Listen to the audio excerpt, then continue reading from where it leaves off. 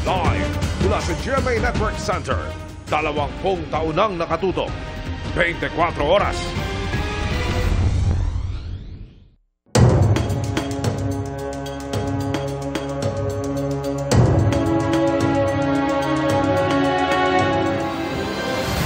Magandang gabi po, Luzon, Visayas at Mindanao. Ginulat ng rumaragasang baha ang maraming lugar sa bansa dahil sa malakas at magdamag na ulang dala ng bagyong Enteng. Hindi nakaligtas sa baha kahit ang matataas na lugar gaya ng Antipolo, Rizal, kung saan 7 ang napaulat na nasawi. 3 sa kanilang nalunod habang 4 ang natabunan ng buhay, kabilang po ang isang buntis. Yan ang aking tinutukan. Ito ang gumising kanina sa mga residente ng Sitio Kinapaw, Daang Pari, Antipolo City.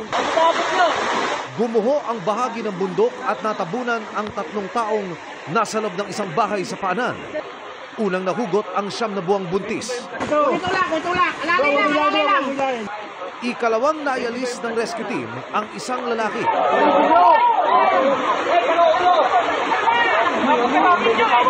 At ang huli, ang nakababata nitong kapatid. Isang rescue vehicle ang nakaantabay. Dito sila isinakay at isinugod sa pagamutan. Pero ang 3 biktima, pawang hindi pinalad at binawian ng buhay. Ngayon lang po talaga nangyari yan. Kasi nasa kabila, dito yung bahay, pagpababa, dito naman yung bahay ko, dito naman yung nanggaling yung lupa. Mga alas 5 yata yung lumakas yung ulan talaga, lakas-lakas sir. Magdamagan daw ang naranasan nilang pag-ulan pero lalo raw lumakas kaninang madaling araw. Nagulat na lang po ako, yung pamangking ko doon din natulog sa bahay na yon. Tumatakbo siya, sabi niya, tita, sabi niya, tulong, bakit? Sabi niya, nawawala na daw yung ate Ella niya. Bakit nga anong nangyari? Sabi niya, wala na, nag-landslide nga daw po. Mga kapuso, ituturo ko po sa inyo ngayon yung pinanggalingan ng lupa na tumabon sa bahay ng mga biktima. Nasa aking likuran ko po ngayon, itong bundok na mistulang nauka ho. Kung inyo makikita, ang lupa ay bumagsak dito po sa kalsada sa aking likuran. At yung bahagi ho ay doon naman nagpunta. Diyan ho nakatira yung mga biktimang nasawi kanina. Dumating ang CDRMO ng Antipolo para ikordona ang area. At hindi na paintulutan pa ang mga tao na makapasok sa danger zone. Pero may iba pa rin nagbabaka sakali. Tay, halika na. Ba't hindi pa ho kayo umalis? Halika na. Hindi ho kayo makakawin. Nakita nyo yung lupa. Baka kayo mapano pa. So tayo ho lilikas doon sa bandang itaas na yon. Dito nagpasya ang Antipolo CDRMO na sapilitan ng palikasin ang mga residente. Sa mga oras na ito, karat na pasado alas 12 ng tanghali, ang rekomendasyon ng CDRMO, lilikas na po yung mga residente. So pati ho tayo sa GMA Integrated News, lilikas na po tayo dito sa area kasama ng ilan pa sa ating mga kababayan dahil ang kanilang pangamba. Ito yung lupa rito sa kaliwa, mahina na rin at may bumabagsak na tikatik ng mga bato. So, aangat tayo doon sa bandang ibabaw kung nasan yung puwersa ng CDRMO.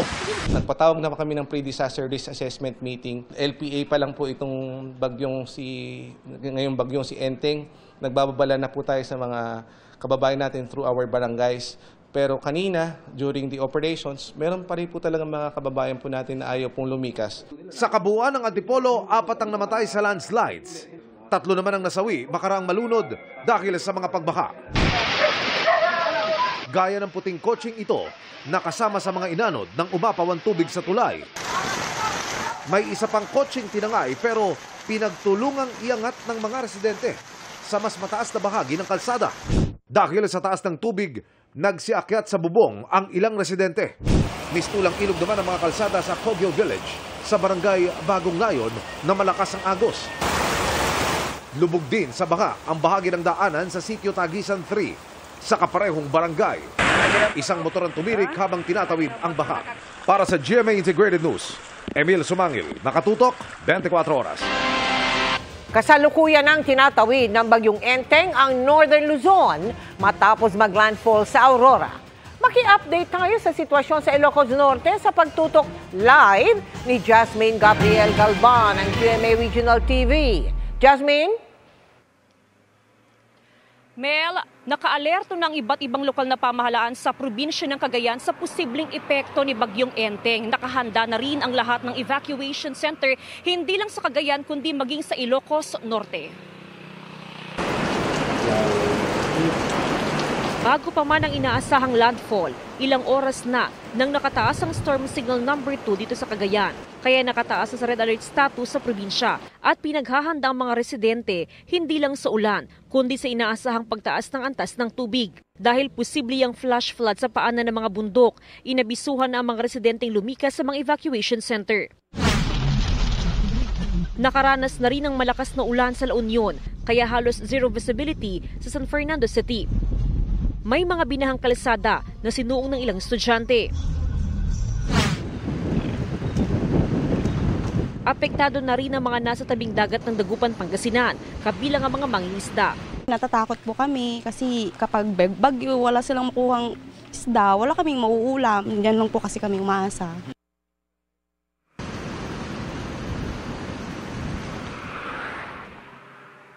Mel, sa ngayon mahigpit na minomonitor ng Philippine Coast Guard ang mga baybayin sa probinsya ng Cagayan, ganun din sa probinsya ng Ilocos Norte. Mahigpit din ipinapatupad ang no fishing at no sailing policy. Mel? Maraming salamat sa iyo, Jasmine Gabriel Galban ng GMA Regional TV. Binaharin kahit nasa mataas na bahagi ng Rizal ang mga bayan ng Morong at Tanay. May tinangay pang ang mapaw na ilog at mula po sa Tanay Rizal, nakatutok live si Maris Umali. Maris. Vicky, dito raw sa Tanay River na makikita mo sa inyong sa aking likuran, ang isang babae na o residente ng tabing ilog sa kasagsagan ng pag-uulan na hanggang ngayon ay hindi pa rin mahanap. Labis din na perwisyo at pangamba ang idinulot sa mga residente ng magdamagang pag-uulan na hatid ni Tropical Depression Enteng na naging sanhi rin ng hanggang bewang o hanggang dibdib pa na pagbaha sa ilang bayan dito sa Rizal. Walang tigil sa paglimas ng baha na pumasok sa kani-kanilang tahanan ang mga residenteng ito rito sa Barangay Lagundi, Morong, Rizal. Ang magdamagang pag-uulan daw nagdulot ng hanggang bewang o hanggang dibdib pangaraw na baha. Gaya rito sa Tomas Claudio Street na sinuong pa rin ng mga residente naglalakad man o nakasasakyan. Ilang oras din daw inabot bago nagsimulang humupa pero di pa rin tuluyang nawala ang baha. Malakas po yung agos kaya kanina pong mga bandang 9 to 10 wala pong makadaan talaga papunta po doon. Takot kasi syempre pataas ng pataas yung tubig. Nagtataka rin kami kasi alam namin hindi naman kami binabaha ng ganito. Simula pa. Tapos nung bigla nga lang na nagkaroon ng mga subdivision na dyan sa taas sa bundok, ayan na, umpisa na yan. Doon na kami nangangamba. Dati-rati, wala namang gaano, hanggang dito lang, mga talampakan lang o ano lang. Ngayon, ayan na, bewang na. Minsan nga, hanggang dibdib pa. Hanggang hapon kahit mahina na ang buhos ng ulan, rumaragasa pa rin ang tubig papunta sa palayan, pati sa loob ng bahay ni Nanay Gemma. Kanina po talaga nakakatakot kasi mas mataas pa po riyan. Yung pong tubig niya, yung pong 7 to 9, talaga pong papataas ng papataas. Nagbabaha pero po hindi ganito. Ganito lang mababa pero ngayon talaga parang grabe siya. Pahirapan ang pagdaan ng mga sasakyan pero ang ilang mga kabataan tuloy sa paglalaro at paglusong sa kulay putik na baha sa kabila ng paulit-ulit na may paalala sa panganib na dala ng leptospirosis. Hindi po kami natakot kasi po ngayon na lang po ulit umulan at masaya po kami dahil po ngayon na po ulit kami nakaligo ng ulan. Dito sa Manila East Road, inabutan namin ang magkasamang puwersa ng Search and Rescue ng Tanay PNP, Tanay Fire Department at Tanay MDRRMO. Sa kasagsagan ng malakas na buhos ng ulan kaninang umaga, tumaas daw po talaga yung tubig dito sa Tanay River at katunayan umabot pa raw po ang tubig hanggang dito sa aking kinatatayuan. Kaya makikita nyo po yung mga halaman dito sa aking likuran, nagsibagsakan na. At ayon pa sa mga residente rito, marami raw po sa mga bahay dito, lalo na yung mga hindi masyadong matibay yung mga pundasyon, ay nawasak at ang ilan sa kanila natangay pa. At kabilang nga po sa natangay, si Mika Tolosa na hanggang sa ngayon ay pinaghahanap pa ng mga otoridad. Ongoing po ang aming search and rescue operation, ma'am. Ito po ay tinangay kasama po ng kanyang bahay. May kukunin po siyang gamit sa supposed to be Ngayon, hindi na po siya nakabalik. Na-rescue na po yung mama niya. Si Mika lang po ang hindi na po. Magkakasama sila? Opo. Kasi nahawakan pa daw po niya si Mika. Tapos yung asawa niya, dito na nga po daw nakuha. Si Mika, parang sa salba ni Sunday, hindi na po nabutan. Parang malakas na po ang impact ng tubig. Umaasa pa rin po kami na sana po okay si Mika, makaligtas siya sa pagkalunod niya. Nang may pamilya din po nag-aalala sa kanya. Vicky, pansamantala na munang itinigil ang search and rescue operations para sa nawawalang residente na si Mika Tolosa. Ayon sa kanilang alkalde, bukas ng alas 8 ng umaga, i-resume ang search and rescue operations ng pinagsamang puwersa ng Tanay PNP, Tanay Fire Department, Tanay MDRRMO, kasama pati ang Coast Guard at ang 2nd Infantry Division ng Philippine Army para mahanap nga itong si Mika Tolosa. Sa mga sandaling ito ay tumila na ang ulan at humupa na rin ang baha dito sa lugar na kinaroroonan natin. At yan ang pinakasariwang balita mula rito sa Tanay Rizal. Balik sa iyo, Vicky. Maraming salamat sa iyo, Mariz Umali. Habang humahagupit ang bagyong Enteng, may nasunog na barko sa Navotas at may 2 barko namang bumangga sa dike. Nakatutok si Joseph Morong. Sa gitna ng malakas na hangin dulot ng bagyong Enteng, inabutan namin ang barkong ito malapit sa Navotas Centennial Park na nagliliyab. Ang hangin tila pinapaypayan ng sunog sa MV Camila. Hindi naman makalapit ang mga taga-Bureau of Fire Protection dahil sa malalakas na alon.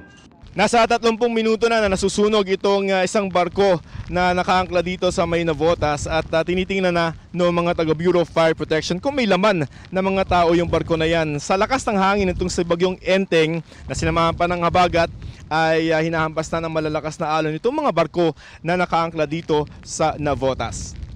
Maya-maya isang tugboat ang nakalapit galing sa katabing barko. May mga sakay ito pero hindi pa malinaw kung sino. Ilang minuto pa, lalong lumakas ang sunog at halos tuluyan ang tupukin ang ibabaw ng barko. Hindi pa natin alam kung ano yung dahilan ng pagkasunog. Ayon sa Navotas Substation ng Philippine Coast Guard, matagumpay na na-rescue ang 18 sakay ng barko. Sa paunang investigasyon, pasado alas 8 ng umaga, nang magsimula ang sunog na inaalam pa rin ng sanhi. 2 sakay ng barko ang nagtamo ng mga sugat. Kinuha na sila ng kumpanya nila. Sa lakas naman ng hangin at alon, 2 malalaking barko ang bumangga sa dike na humaharang sa malakas na alon. Nabasag tuloy ang ilang bahagi ng dike. Papanagutin ng lokal na pamahalaan ng mga kumpanya ng barko. Kailangan na gawa ng marine protest po yan at siyempre dapat makausap natin yung may-ari at pakita sa kanila at sana maparepair po nila kaagad yan. May ilan namang kalye sa Navotas na may gutter deep na baha pero mabilis naman ang naging paghupa sa ibang parte ng syudad. Naayos na kasi ang Navotas floodgate na nasira nitong Hunyo. Kanina umabot sa 12 meters ang taas ng tubig dito pero pasado alas 12 nang buksan muli ang floodgate. Para sa GMA Integrated News, Joseph Morong, nakatutok 24 oras. Tumaas sa ikalawang alarma ang level ng tubig sa Marikina River, kaya nagsilikas ang mga residente. Alamin natin ang pinakasariwang sitwasyon doon sa live na pagtutok ni Dano Tingkungko. Dano? Mel, isang buwan nga mula nang manalasa ang super bagyong Karina, panibagong pangamba naman ang dulot sa mga taga Marikina ng epekto ng bagyong Enteng sa biglang pagtaas ng ilog kaninang umaga. 10 minuto bago mag-alas 8 ng umaga, umakyat sa 15 meters o unang alarma ang antas ng tubig sa Marikina River. Wala pang isang oras, umakyat ang level sa 17 meters o ikalawang alarma, hudyat na dapat ng paghandaan ng paglikas. Sa bilis ng pagtaas ng ilog, hindi na nakaalis ang sasakyang itong inabutan na ng tubig. Maraming nakatira malapit sa ilog ang nagtungo na sa evacuation center, tulad dito sa Malanday Elementary School na mabilis na napuno. Pumunta na dito, pag nag-third alarm kasi maaabot na yung bahay namin. Yung nakaraan rin po kasi bigla pong tumaas. Kinabahan na rin po kami. Bago mag-alas 12:30 ng hapon, bahagyang humupa ang ilog sa 16.5 meters. Yun nga lang hindi bababa sa 20 kalsada ang binaha dahil sa naipong tubig. Kinakausap nga po natin ang MMDA at ang DPWH para ma-improve po yung water carrying capacity ng drainage system natin po. Iba na po yung new normal ngayon eh. Napakalakas po ng buhos ng ulan, hindi na ho katulad dati. Sa bahaging ito naman ng Marcos Highway sa Antipolo, isang lane lang ang nadaraanan matapos maipon ng tubig. Ang truck na ito naniguro na para hindi tumirik. Wala, tanggalin ko lang ng air cleaner para hindi makasipsip ng tubig.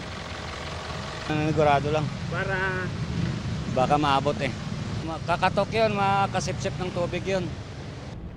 Mas mataas naman ang baha sa Cainta, kabilang sa Felix Avenue.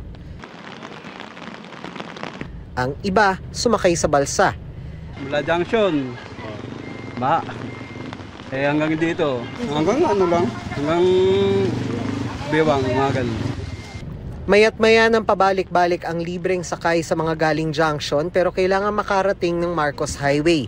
Pero ang ilan, nakitaan pa ng pagkakataong kumita. Depende po sa binibigay ng customer. Bibigyan ko sila ng 100. Marami po talaga na stranded.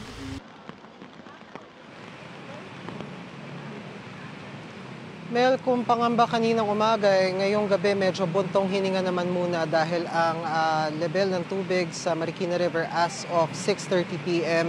ay nasa 15.4 meters na lang. Nasa first alarm pa rin yan, pero malayo na rin yan kumpara kaninang umaga. Samantala, ang panahon naman dito sa Marikina, harinawat, tumigil naman ang pag-ulan at medyo gumaganda-ganda na ang panahon dito sa ating pwesto. Mel? Maraming salamat sa iyo, Dano Tingkungko.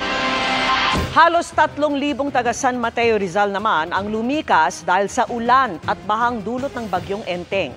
Sa katabi nitong barangay, dagdag problema pa ang nasirang kalsada na nagkokonekta papasok ng Metro Manila.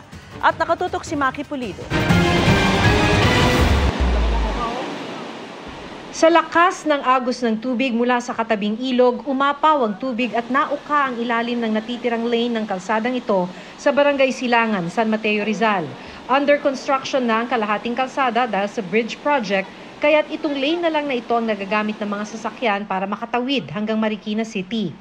Pinagbabawalan ng dumaan ng kahit na anong sasakyan dito dahil sa ilalim daw nito higit sa kalahati ng pundasyon na ukana, so kahit na anong oras maaari itong bumigay.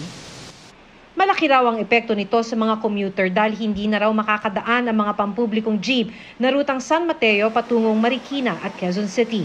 Malayo po talaga pag doon sa kabila. Yung karamihan dito puro sa Marikina, Cubao, Quezon City. Ayun lang yung transportasyon namin, yun lang yung sinasakyan rito. Ayusin agad yan. Yeah. Iko-convert ito into culvert type na bridge. Umabot hanggang 19.6 meters ang San Mateo Marikina River kaninang 9:20 ng umaga. Dahil dyan, 10 sa 15 barangay ng San Mateo ang binaha. Tulad dito sa Barangay Malanday na natakpan na ng tubig ang ilang mga kalsada. Pinasok ng tubig ang bahay ni Kim. Dahil sa naranasan nila noong bagyong Karina, nag-akyat sila agad ng gamit nang makitang malakas na buhos ng ulan kaninang madaling araw. Kasi nakaraan inabot Ngayon po, inagahan na po. Wala pang hanggang paa pa lang po yung tubig, inano na po namin. Tuwing baha, apektado ang kabuhayan dahil hindi makapamasada ang kanilang tricycle. Pero ang pinaka-ikinatatakot nila ay magka-leptospirosis. Natatakot naman po talaga magka-leptos. Kaya po, ilan lang po talaga bababa para mapabili po ng mga pagkain po sa labas. Sa kabuuan, as of 2 p.m., higit 2,800 individuals ang lumikas at pansamantalang nanunuluyan sa mga evacuation center. Isa rito si Marisa at kanyang 5 taong gulang na anak. Wala naman daw problema sa pagkain, pero malaking hamon ang pag-CR. CR po, minsan po, mga barado po yung pag nag-CR po kami, barado. Kaya minsan nakikiihi na lang po kami. Para sa GMA Integrated News, Maki Pulido, nakatuto, 24 oras. Sa Kasiguran, Aurora, kung saan naglandfall ang bagyo, may nagbagsakang mga bato at natumbang puno sa highway. Live mula roon, nakatutok si Ian Cruz. Ian. Yes, Emil, malakas na hangin nga ang dala ng bagyong Enteng kung saan nga siya naglandfall dito sa lalawigan ng Aurora kaninang hapon at dakong alas 2 ng hapon, Emil, nang maglandfall nga sa bandang kalupaan ng Kasiguran Aurora ang nasabing bagyo. Ang hanging dala ng bagyo nagdulot ng naglalakihang alon sa Kasiguran Bay. Sa bayan naman ng Dinalungan, nakasampa sa gilid ng kalsada ang mga bangka ng mga mangingisda. Malalaki rin kasi ang alon. Tingin ng ilang mangingisdang aming nakausap, mukhang matatagalan pa raw bago sila makapalaot.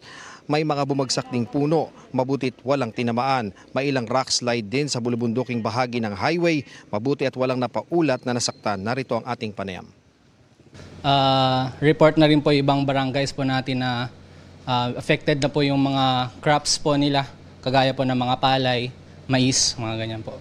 Ano po nangyari doon? Nagsitumba na, sir.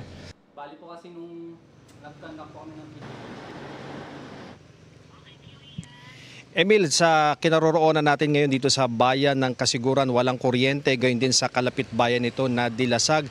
Yun nga, yung problema sa agricultural na mga pananim nila, yung pinoproblema ngayon ng mga residente dito at mayroon ding mga kulang 100 pamilya na nasa evacuation center dito. Yan muna ang latest mula rito sa Kasiguran Aurora. Balik sa iyo, Emil. Maraming salamat, Ian Cruz. Alamin natin ang update sa bagyong Enteng. Makakasama natin ang weather presenter ng GMA Integrated News Weather Center, si Amor La Rosa. Amor? Salamat, Miss Mel. Mga kapuso, maghanda pa rin dahil patuloy pong mananalasa ang bagyong Enteng sa bansa, kasabay ng patuloy na pag-iral ng southwest monsoon o hanging habagat. Nakataas po ngayon ang signal number 2, dyan po yan sa may Ilocos Norte, Apayao, eastern portion ng Kalinga, Cagayan, Babuyan Islands, Isabela, Quirino at northern portion ng Aurora. Signal number 1 naman po dito sa Metro Manila, Batanes, Ilocos Sur, La Union, eastern portion ng Pangasinan, Abra, natitirang bahagi po ng Kalinga, Mountain Province, Ifugao at Benguet. Kasama rin po dito itong Nueva Vizcaya, natitirang bahagi po ng Aurora, Nueva Ecija, eastern portion ng Bulacan, Rizal, northeastern portion ng Laguna at northeastern portion ng Quezon. Kasama po dyan ang Polillo Islands. Paghandaan po dito ang malakas sa bugso ng hangin na may kasama ring mga pag-ulan, kaya doble ingat para sa mga residente. Magiging maalon din at delikadong pumalaot sa mga lugar na nasa ilalim po ng wind signals at sa mga lugar na apektado ng habagat. Mga kapuso, alas 2 po ng hapon kanina nang mag-landfall itong bagyong Enteng. Diyan po yan sa may Kasiguran, Aurora. At sa latest bulletin po ng Pag-asa, huling namataan ang sentro ng bagyong Enteng. Dito po yan sa vicinity ng Madela, Quirino. Taglay po nito ang lakas ng hangin na abot sa 85 kilometers per hour at pagbugsong papalo naman ng 140 kilometers per hour. Pa-north-northwest po ang kilos nito sa bilis naman na 20 kilometers per hour. Sa forecast track po ng Pag-asa, magtutuloy-tuloy ang pagkilos ito pa northwest o kaya naman po ay pahilaga. Dadaan dito sa may Cagayan Valley o kaya naman po sa may Cordillera region hanggang sa makarating po yan sa may Babuyan Channel. At kung hindi po gaano magbago ang galaw nitong bagyong Enteng, posible po na lalabas na yan sa Philippine Area of Responsibility sa darating ng Miyerkules. Pwede rin lumakas pa ang bagyo sa mga susunod na araw. Sa ating mapa naman, makikita po kung gaano po kakapal yung mga kaulapan doon po sa pinagsamang epekto po yan ng bagyong Enteng at ganoon din ng hanging habagat na patuloy po itong hinahatak. Ang mga ulap na ito po ang magdudulot ng mga pag-ulan at ito po ay concentrated mostly po dito sa malaking bahagi po ng Luzon. Kasama po dyan ito po nga Northern, Central Luzon, Calabarzon, Mimaropa at pati na rin ang ilang bahagi po ng Visayas. Base naman sa rainfall forecast ng Metro Weather, magtutuloy-tuloy po ang maulang panahon sa malaking bahagi po ng Luzon bukas. Kasama dyan ang Ilocos Region, ganoon din po ang Central Luzon, Cordillera, ganoon din po dito sa may Zambales, Bataan. Kasama po dito ang Southern Luzon, ito po yung Calabarzon, Mimaropa, pati na rin po sa ilang bahagi naman ng Bicol Region. Yung mga nakikita po ninyo na kulay pula at kulay orange, meron pang medyo kulay pink, no? Ibig sabihin po niyan, yan po ay heavy to intense o kaya naman po torrential. Mga matitindi at halos tuloy-tuloy patuloy pong mga pag-ulan kaya patuloy po tayong maging alerto. May mga pag-ulan din sa Visayas gaya na lamang dito sa may bahagi po ng Antique, ganoon din po sa may Aklan at sa Negros Island region. Kalat-kalat na pag-ulan din ang inaasahan sa ilang bahagi po ng Cebu, Bohol at maging dito sa may Samar at Leyte provinces. Sa Mindanao naman mga kapuso, kahit medyo malayo po ang bagyo sa inyo, posible pa rin ang mga pag-ulan dyan. Umaga pa lang po bukas may chance na ng mga pag-ulan. Dito po yan sa may Sulu Archipelago. At pagsapit naman ng hapon at gabi, may mga pag-ulan na rin dito sa may Northern Mindanao, Barm, Soc-Sargen, ganun din sa may Caraga at Davao Region. Sa Metro Manila naman, mataas din po ang tsansang maulit ang mga pag-ulan bukas. Kaya kung kayo po ay wala namang importanteng lakad, manatili na lang po sa bahay. Pero kung flood-prone area po ang inyong lugar, huwag pong kalimutang maging alerto at makipag-ugnayan sa inyong lokal na pamahalaan kung kailangan nyo pong lumikas sakali po na magtuloy-tuloy yung buhos ng mga pag-ulan. At eto naman, dagdag ko na rin para po sa mga nagtatanong kung hanggang kailan nga ba mararanasan ng mga pag-ulan. Sabi po ng Pag-asa, posibleng magpatuloy po yan hanggang Biyernes, pero unti-unti namang mababawasan. At yan po ang patuloy nating imomonitor. Yan ang latest sa lagay ng ating panahon. Ako po si Amor La Rosa para sa GMA Integrated News Weather Center. Maasahan anuman ang panahon. Samantala, pahirapan naman ang pagpapalikas ng ilang residente sa Quezon sa kabila ng banta ng bagyong Enteng. Ang latest live na tinutukan ni June Veneracion. June! Vicky, may ilang lugar pa rin dito sa Lopez, Quezon, tulad dito sa Barangay Gomez, ang lubog sa lampas sa bewang na baha. May mga residente nagsilikas pero mas marami pa rin ang piniling manatili sa kanilang bahay.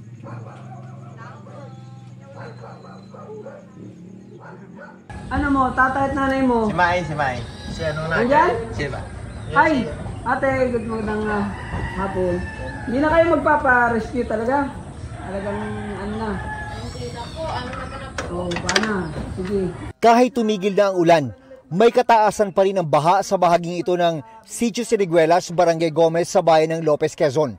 Kaya ang mga opisyal ng barangay ayaw pa rin magpakasiguro. Okay na kayo dyan. Talagang hindi na kayo alis. Pwede naman na kayo lumika sa building to.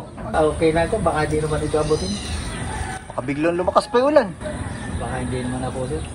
Pero ang pinoproblema ng mga responder mula sa barangay ay kapag biglaan na naman tumaas yung baha, biglaan na naman bumuhos yung ulan, ay sila na naman yung mahihirapan. Mahihirapan silang pumasok at mahihirapan silang mag-rescue. Pag saka malaki na yung saka sila nagpaparescue. Ang problema po niya, bagay po saka malalim na, doon naman po kami nahihirapan na at gawa ng rescue na. Ilan na ba yan nadala nyo? Apat na yan, may isa pa. Sa kasagsagan ng baha kaninang umaga, may mga pumayag namang magpa-rescue. Meron pa palang isa. Mahigit 20 individual ang inilikas sa evacuation center. Mabuti na lang daw at maliwanag na nung tumaas ang baha. Dahil kung gabi ito nangyari, baka nahirapan ang rescue team ng barangay. Catch basin kung may tuturing ang Barangay Gomez. Kaya madalas itong bahain kapag malakas ang ulan.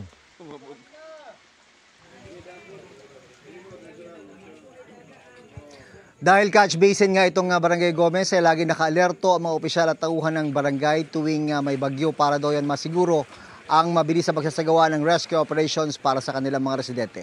Balik sa Vicky. Maraming salamat sa iyo, June Veneracion. Nag-anunsyo na ng class suspension ng Palasyo sa Metro Manila at Calabarzon para bukas. Dahil sa epekto ng bagyong Enteng, sakop niya ng lahat ng antas sa mga pampubliko at pribadong paaralan. Sinuspindi na rin ang trabaho sa lahat ng tanggapan ng gobyerno sa nabanggit na mga lugar. Nauna na rin nagdeklara ng class suspension ang mga lokal na pamahalaan sa Antipolo pati sa ibang bahagi ng Rizal. Gayon din sa buong Cavite at buong Laguna. Wala na ring pasok bukas sa buong Batangas, Pangasinan at bayan ng Concepcion sa Tarlac. Nagpakawala na ng tubig ang Bustos Reservoir sa Bulacan. Hiwalay pa ang epekto niyan sa lagpas-taong baha na naranasan sa bayan ng Santa Maria dahil sa malakas na ulan.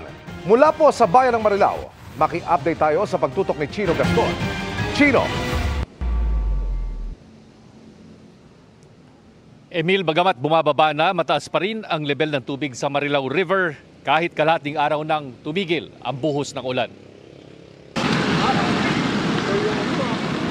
Sa taas ng baha, naabot pa hanggang binti sa ilang lugar.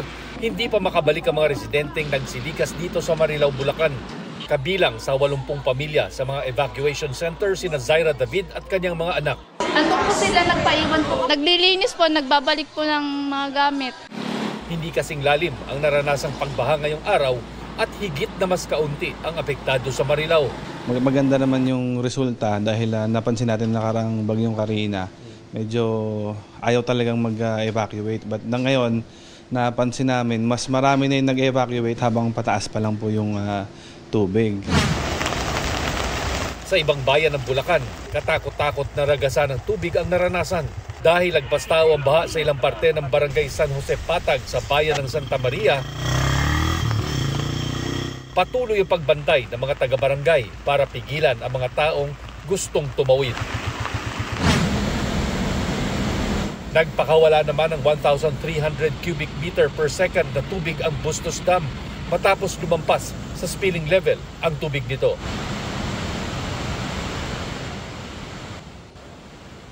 Emil, paulit-ulit na lang ang panawagan ng lokal na pamahalaan sa mga residente. Makinig po sa mga panawagan ng preemptive evacuation para iwas panganib sa kanila at sa mga rescuer.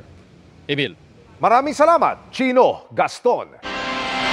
Sa ibang balita, pinabuksan ng pulisya ang isang gate ng Kingdom of Jesus Christ compound bilang bahagi ng pagtugis kay Pastor Apollo Kibuloy. Nakatutok doon live si Argel Relator ng GMA Regional TV. Argel. Vicky, sa personal na tingin ni VP Sara Duterte ay wala na sa Davao City si Pastor Apollo Kibuloy. Ngunit patuloy pa rin ang paghahanap sa kanya ng pulisya sa loob ng KOJC compound. Pasado alas 9 ng umaga kanina, muling nagkainitan ang kapulisan at ilang miyembro ng Kingdom of Jesus Christ sa Davao City.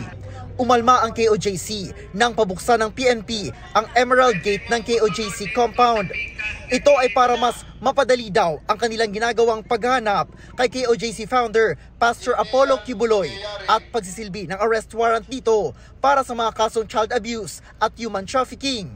Pero nag-aalala ang KOJC dahil wala raw scanner sa Emerald Gate. Gusto lang talaga ipapasok yung mga kontrabando na hindi pinadaan ng scanner dahil nahirapan sila. Dahil meron kaming na-check, nakuha, nahuli ng mga exclusive doon sa Gate 18. May scanner or wala kaming ipapasok na mga gamit to plant an evidence. Kung maipapasok naman kami ng mga gamit, it would be in aid dun sa ginagawa namin na pag-search kay Kibuloy. Ayon sa Chief Legal Counsel ng KOJC na si Attorney Israelito Torion, matapos mabuksan ang gate, inaresto umano ng mga pulis ang isang KOJC member at tinangkaraw arestuhin ang isa nilang abogado. Nagpuslit rin umano ang mga pulis ng mga karton na agad dinala sa JMC basement kung saan wala silang access.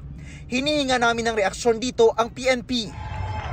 Kagabi, dumalo si Vice President Sara Duterte sa pagdiriwang ng ika-39 anibersaryo ng KOJC. Sa isang panayam, sinabi niyang sa tingin niya, wala na sa Davao City si Kibuloy. Mahaba yung panahon na pwede siyang umalis na sa Davao City. Napaka-taas nung time na pwede niyang pag-isipan kung aalis na ba ako o hindi. At isa din yon sa mga dapat pag-isipan din ng administrasyon, no? Dahil sa mga mahabang grandstanding sa committee hearing, hindi natuloy nakuha si Pastor Apollo Kibuloy. Ang hula ng bise kung nasaan na si Pastor Kibuloy. Ako, kung one guess kung nasaan si Pastor Kibuloy, nasa langit.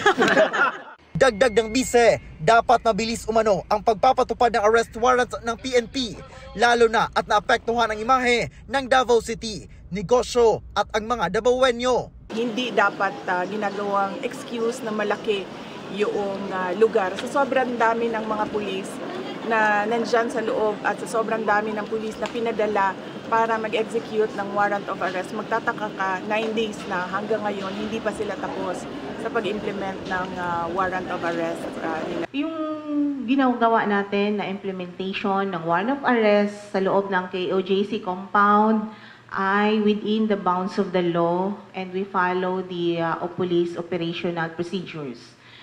Yung sinasabi na bakit matagal? Tingnan nyo naman yung complexities ng KOJC compound.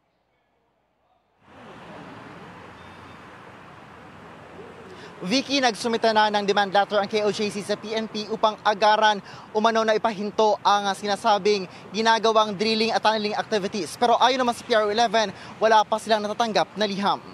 Vicky. Maraming salamat sa iyo, Arjun Relator ng GMA Regional TV.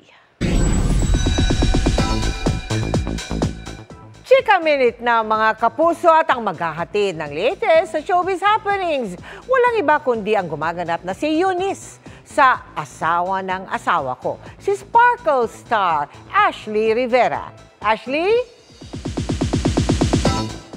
Salamat, Miss Mel.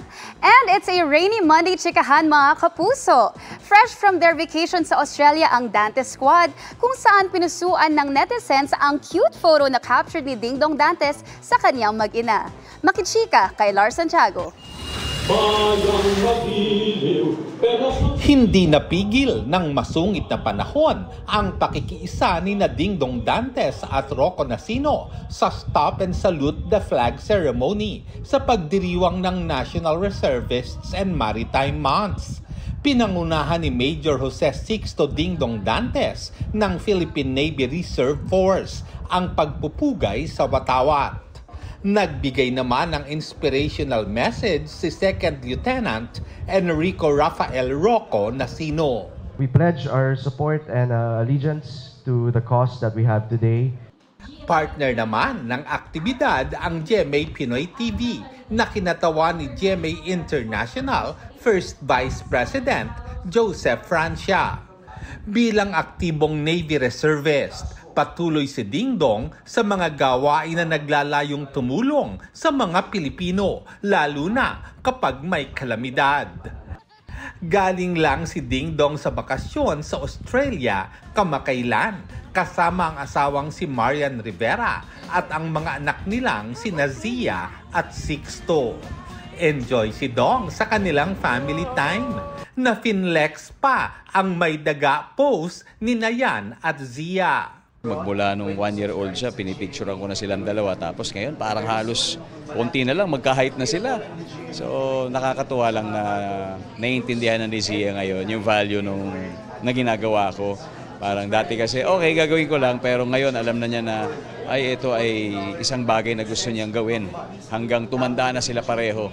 At dahil September na, naghahanda na rin si Dong sa pagpapalabas ng The Voice Kids, kung saan siya ang host at coaches naman sina Julian San Jose, Billy Crawford, SB19 Stel at SB19 Pablo. Looking forward tayo sa mga banter ni Pablo at ni Stel dahil siyempre magkagrupo sila and mas exciting talaga siya dahil kids eh. Alam mo pag may involved na kids, for some reason nag-iiba talaga yung value ng entertainment, 'di ba? Dahil talagang alam mong kung gaano sila ka-sincere. Lars Santiago, updated sa showbiz happenings. Dalawang napaulat na patay sa Naga City, kabilang ang 9 na buwang gulang na sanggol. Yan at iba pang epekto ng bagyong Enteng sa Bicol Region. Tinutukan live ni James Agustin. James? Mel, kabilang itong barangay Mabolo kung nasaan ako ngayon sa mga barangay dito sa Naga City na may pagbaha pa rin hanggang sa mga oras na ito. Kanina lang ay sinailalim na sa state of calamity ang buong lungsod, 2 nga ang kumpirmadong patay. Malaking bahagi ng Naga City sa Camarines Sur ang nalubog sa baha, dulot ng ulang dala ng bagyong Enteng. 16 sa 27 barangay sa lungsod ang nakaranas ng pagbaha. Kabilang dyan sa lugar ni Nedsel na umabot hanggang bewang ang taas ng tubig. Nagulat nga po kami kasi po ilan baha naman po dito, hindi naman katulad dati. Ngayon po talagang napakabilis po talaga. Halos po mahigit isang kalahating oras, saka talaga tumaas agad yung tubig. Ang bahay ni Aling Erlinda, lubog din sa tubig ang unang palapat. Apektado maging kanyang kabuhayan. 4 na oras halos lang tumaas ang tubig. Kaya sabi nga namin masyadong mabilis, kaya akala namin hanggang umaga pa yung ulan. Wala na kaming tatayo, hindi nakapaghanap buhay. Nagtitinda po ako diyan ng almusal sa umaga. Ayon sa lokal na pamahalaan, ngayon lang nila ulit naranasan ng ganitong kalalang pagbaha sa nakalipas sa 3 dekada. Ang malakas na buhos ng ulan sinabayan daw ng high tide. Napakalaki talaga yung volume ng tubig na ibinaba. Around 250 millimeters po na ordinarily, according to our local weather forecaster, ay nangyayari ito o pwedeng mangyari sa loob ng 1 hanggang 2 buwan. Kasabay pa noon yung high tide kasi meron tayong ilog, yung Bicol River. Ito ay konektado po ito sa San Miguel Bay.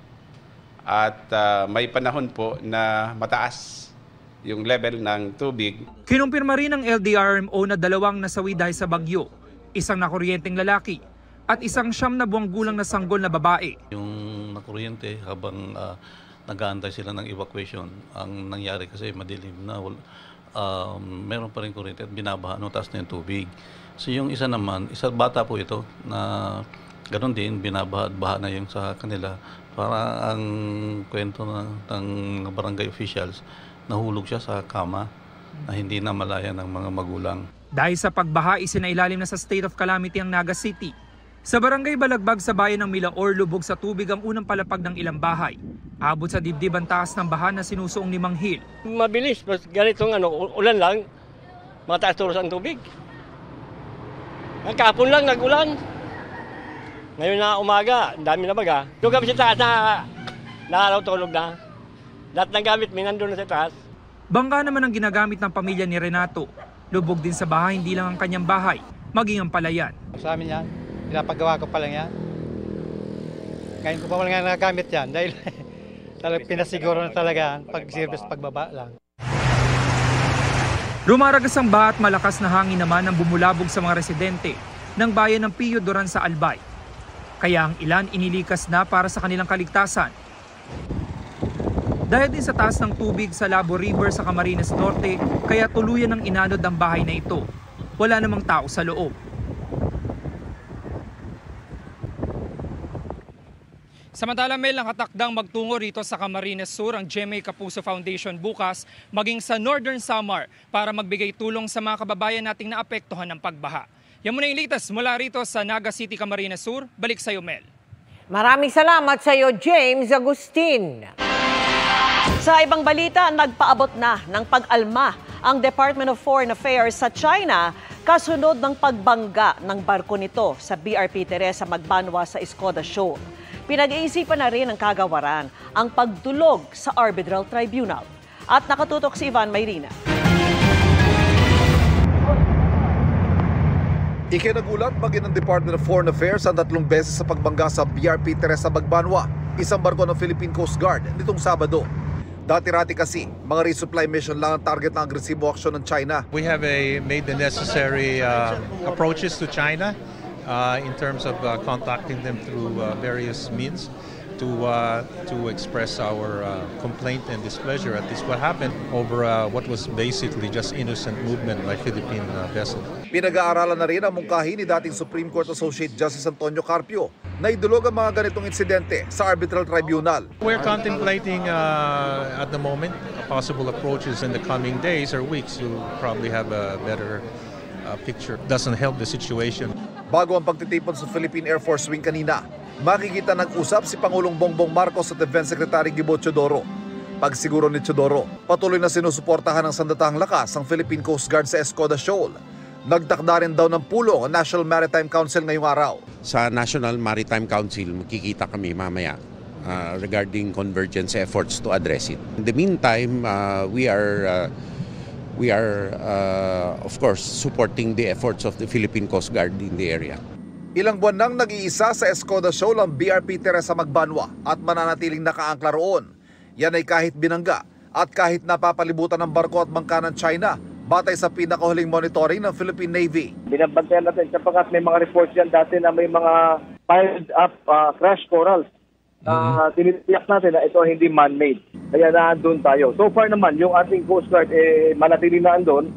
Ang Navy naman at yung Air Force ay nag-increase ng ating patrolya doon by sea and by air. Para sa GMA Integrated News, Ivan Mayrina nakatutok, 24 oras. May mga gamit ang Department of Education kabilang ang mga laptop na nadiskubring 4 na taong nakatenga ayon sa bago nitong kalihim. Hindi rin alam ng mga DepEd official kung saan ginamit ang mahigit 100 milyong pisong confidential funds ng ahensya noong kalihim pa nito si Vice President Sara Duterte. At nakatutok si Jonathan Andal. Sa pagdinig sa Kamara para sa hinihinging budget ng Department of Education para sa susunod na taon, sinabi ni DepEd Secretary Sunny Angara na nagulat siya sa kanyang mga nadiskubre pagkaupo sa pwesto. 1.2 milyong piraso daw ng laptops, libro at iba pang gamit, 4 na taon na raw nakatenga sa warehouse ng kanilang logistics provider. Nagulat ako na 4 years old na pala yung mga gamit doon. Since 2020 pa po yung mga kagamitan doon. So we're doing our best to get them out para hindi mag-deteriorate yung mga materyales, Your Honor. Sinita naman ng mga kongresista ang DepEd sa mabagal umano nitong paggamit ng budget at natirang pondo. Halimbawa, sa 11 billion pesos na pondo para sa computerization program, 2 bilyong piso lang ang nagamit. Lalo't sa computer ratio daw ngayon, 30 guro ang nagkakasya sa kada isang computer. Procurement issues po talaga. Could you Sa mga nagpi-fail po ang bidding ng mga learning tools and equipment namin. I really noticed that mabagal ho kami sa procurement. Pansin tuloy ni Representative Stella Kimbo. Ang efficiency pagdating sa spending ng confidential funds ay 143%. Congratulations po. Pero pagdating naman po sa regular funds, napakabagal po. Sabi ng mga opisyal ng DepEd ngayon, hindi nila alam kung saan ginamit ang 112.5 million pesos na confidential funds ng DepEd noong panahon ni Vice President Sara Duterte.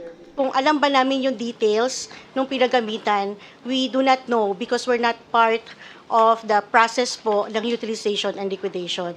Naging controversial rin ang confidential funds ng Office of the Vice President noong 2022 nang lumabas na ang halagang 125 million pesos ginastos ng OVP sa loob lamang ng 11 araw. Matapos suriin ng Commission on Audit ang liquidation na sinabit ng tanggapan ng bise, nakitang mahigit 73 million pesos dito hindi pumasa. Sa Notice of Disallowance na may petsang August 8, 2024, tinukoy ng COA ang halos 70 million pesos na ibinayad na pabuya na cash, various goods at medisina. Pero wala raw kaukulang isinumitong dokumento para maipakitang tagumpay ang isinagawang pagkalap ng impormasyon at surveillance. Kinuha rin sa confidential funds ang pinambili ng 3.5 million pesos na halaga ng lamesa, silya, computer at printer. Pero hindi nilinaw ng OVP na gagamitin ang mga ito sa mga confidential activities. Ayon naman kay Representative Hervilia Luistro, sinubukan umanong pigilan ng Office of the Vice President ang COA na ibigay sa Kamara ang audit report nito. Ayaw nila ipalabas kung ano man ang nilalaman nitong audit report that includes the notice of disallowances. Ayon kay OVP spokesman Attorney Michael Powa, tutugunan nila ang mga puna ng COA. Yan po ay subject to appeal. In fact, we are given 6 months under COA's own rules to appeal po yung notice of disallowance dun sa commission proper mismo. Magpo-provide tayo ng mga additional documents para po maipakita talaga sa COA na wala naman pong maling paggasta ng pera dito. Hinihingan namin ng reaksyon si VP Sara sa mga isyu na lumabas sa pagdinig. Para sa GMA Integrated News, Jonathan Andal, nakatutok, 24 oras. Hindi rin sinanto ng bagyong Enteng ang Metro Manila. Sa Las Piñas, may bumigay ng riprap. Nakatutok si Sandra Aguinaldo.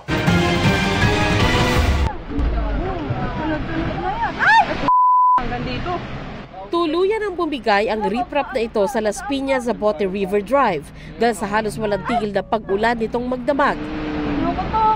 Wala, subos. 10 sa 20 barangay sa Las Piñas ang binaha. Sa Zapote Junction nga, alas 3 na madaling araw bahana, kaya marami ang naglakad sa abot tuhod na tubig. Meron ding nagtulak ng kanilang bisikleta at motorsiklo. Ang isa, tinulungan ng mga residente. May gumamit din ng rubber boat at bangka. Pero marami ang stranded. Binahari ng ilang barangay sa Parañaque City. May gutter deep hanggang ngayong hapon. Pero sa ilang lugar, hanggang bewang ang baha bagamat karamihan ay humupa na. Sa Barangay Moonwalk, pinroblema ang natumbang puno, mga bumagsak na sanga at tubagilid na poste. Rumisponde naman ang fire volunteers at ilan pang grupo. Habang ang mga stranded naman sa ibang lugar sa lungsod, sinaklolohan ng libreng sakay ng City Hall. Dama rin ang lakas ng ulan at hangin sa Pasay City. Ang rider na ito sinubukan pang labanan ng unos pero nahirapan. Hoy, tumabi ka na! Sumilong sandali ang ilang papasok sa trabaho. Pero dalawa sa kanila, sumagupa na sa hangin at ulan, bit-bit ang kanilang mga sapatos. Sa Maynila, pinatumba ng malakas na hangin ng isang puno at poste sa kanto ng Padre Burgos at Ross Boulevard. Lumundo ang mga kable kaya bumagal ang traffic, pero tinutugunan na ng mga otoridad. Binaha naman ang bahaging ito ng Baseco Compound. Umapaw din sa kalsada ang tubig sa Manila Bay dahil sa malalakas na hampas ng alon. Tiniyak ng Pangulo ang monitoring sa bagyo at kahandaan sa epekto nito sa buong bansa. Pag tinitignan natin yung mga forecast, baka mas lalakas pa bukas dito sa Manila bago aakyat at tatawid ng Cagayan bago mag-head ng north. So we are watching it. We leave a lot of the decision making to the LGUs and to the regional offices because iba-iba ang sitwasyon. Kaugnay ng klase bukas, bili ng Pangulo. Kung maaari, bago tayo matulog, alam na natin kung may pasok bukas o hindi para makapag-adjust naman yung mga tao. Para sa GMA Integrated News, Sandra Aguinaldo, nakatutok 24 oras. At yan ang mga balita ngayong Lunes. Ako po si Mel Tiangco. Ako naman po si Vicky Morales para sa mas malaking misyon. Para sa mas malawak na paglilingkod sa bayan, ako po si Emil Sumangil. Mula sa GMA Integrated News, ang News Authority ng Pilipino. Nakatutok kami 24 oras.